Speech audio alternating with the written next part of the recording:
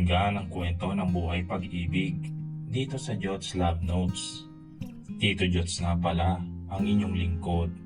Huwag kalimutan na i-follow para naman updated ka sa mga kwento na iyong mapapakinggan.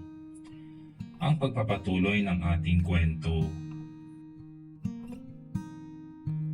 Anong ginagawa mo? Nauutal na tanong nito habang umiiwas ng tingin sa akin. Lumayo ako rito at napatawa ng malakas sa naging reaksyon nito. Bakit ka tumatawa? Wala, palagi ka na lang naninigas eh. Ano, maliligo ka na ba? Tanong ko habang bumubuhos ako ng tubig sa katawan ko para matanggal na ang bula.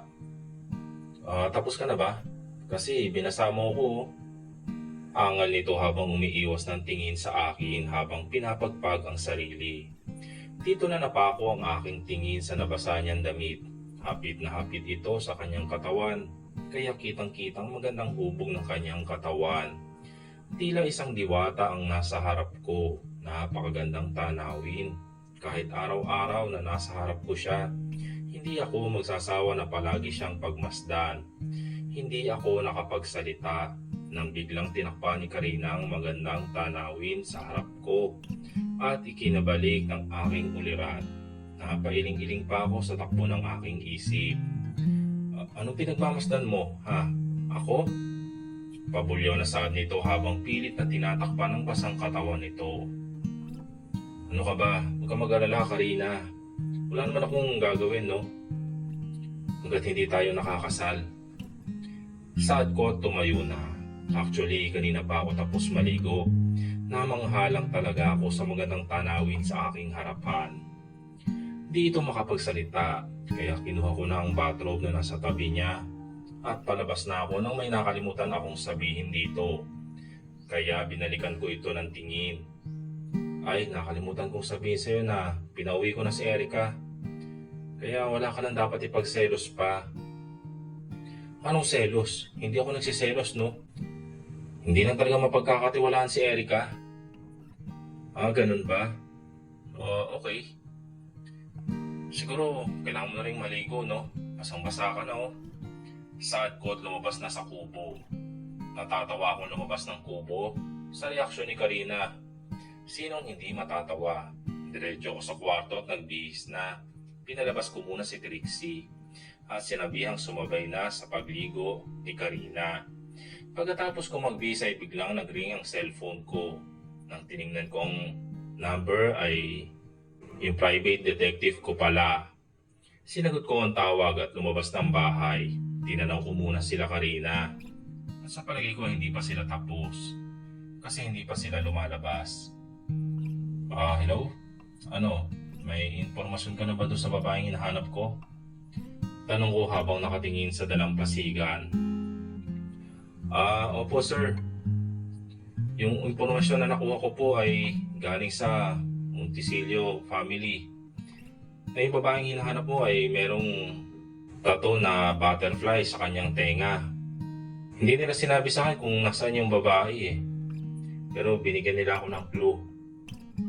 Ganun ba? O sige, basta hanapin mo yung babaeng yun ha. Kahit anong mangyari. Palamig na tugon ko. Doc Ivan, punta na tayo sa Oahu. Sino nga pala yung kausap mo? Bigla ako napalingon sa aking likod. Wala. O sige, tara na. Sabi ko at nagpatiuna ng maglakad sa driver ng tricycle. Karina's point of view. Natapos na kaming maligo ni Trixie kaya lumabas na kami. Paglabas namin, nakita ko kagad si Doc Ivan na nasa likod ng bahay at may kausap ito. Hindi ko na ito pinansin at nagtuloy na lang kami ni Trixie sa loob ng bahay. Pagkatapos namin ni Trixie na magbihis at mag-ayos ay lumabas na kami. Habang palapit na palapit ako sa kinaroroonan ni Doc Ivan ay mas naririnig ko ng maayos ang sinasabi nito. Hello? Ano, may informasyon ka na ba doon sa babaeng hinahanap ko? Dinig kong saad nito. Sino kaya yung babaeng hinahanap nito? At importante ba ito iyon? O siguro, hindi na ako makatiis kung ano-ano na lang ang laman ng aking isip. Kaya nagsalita na ako mula sa likuran ni Doc Ivan. Doc Ivan, punta na tayo sa Oahu. Sino nga pala yung kausap mo? Tanong ko dito. Kita ko naman ang pagkagulat sa mga mata nito. Pero hindi nito yon pinahalata sa boses. Masyado bang importante ang babaeng pinapahanap niya? Wala. O sige, tara na. Saad nito at nagpatiuna ng maglakad sa driver ng tricycle. Dito na ako sa sagot niya ng lumo. Confirm, mas importante pa nga ang babae na sinasabi niya kanina sa kanya. Hindi naman yon si Erica at masyadong imposible kung si Erica yon. Ay sinabi na nito ang pangalang Erica pero hindi eh. Sabi lang kanina ay babae. Karina, tara na. Trixie, let's go. Nakitay na si Manong oh. Pagtawag ni Doc Ivan sa amin. Dito na ako parang nagbalik ulirat. Hindi naman ako nagseselos. Pero imposible naman yun. O sige, tara na Trixie. Sabi ko at ipinagpatuloy na ang paglalakad palapit kina Doc Ivan. Nakasakay na kami ngayon sa tricycle pero hindi pa rin maalis sa isipan ko kung sino ang babaeng yun. Tita, okay ka lang po ba? Tanong ni Trixie na nasa tabi ko. Nilingon ko ito at ngumiti. Oo Trixie, okay lang si tita. Sagot ko dito. Para namang kumalma naman si Trixie sa sagot ko. Si Trixie talaga ang pinakapaborito kong pamangkin. Andito na tayo. Manong, para. Sabi Doc Ivan sa manong driver at bumaba na dala-dala nito ang mga maleta namin. Ngayon ako nakapunta rito sa Hawaii. At hindi ko alam na may munting kalsada pala rito. Akala ko kasi, wala kasi sa akala ko, puro buhangin lang at bato. Ngayon nakatayo na ako sa labas ng Oahu, Honolulu Hotel. Base sa aking research ko kahapon na itong lugar na to ay pampamilya. Tara, let's get in. Sagot ni Doc Ivan. I think palagi nandito si Doc Ivan tuwing bakasyon nito.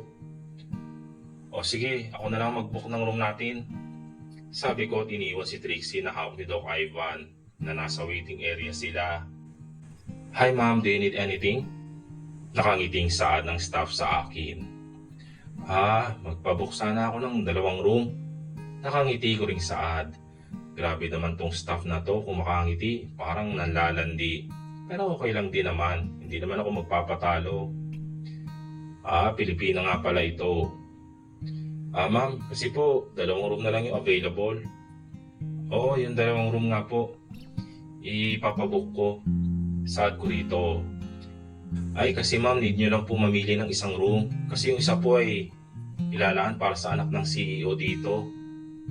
Nakangiti pa rin saad ng staff. Dito na ako napakamot sa ulo. Paano na to? Akala ko ba, special lagi ang room para sa anak ng CEO.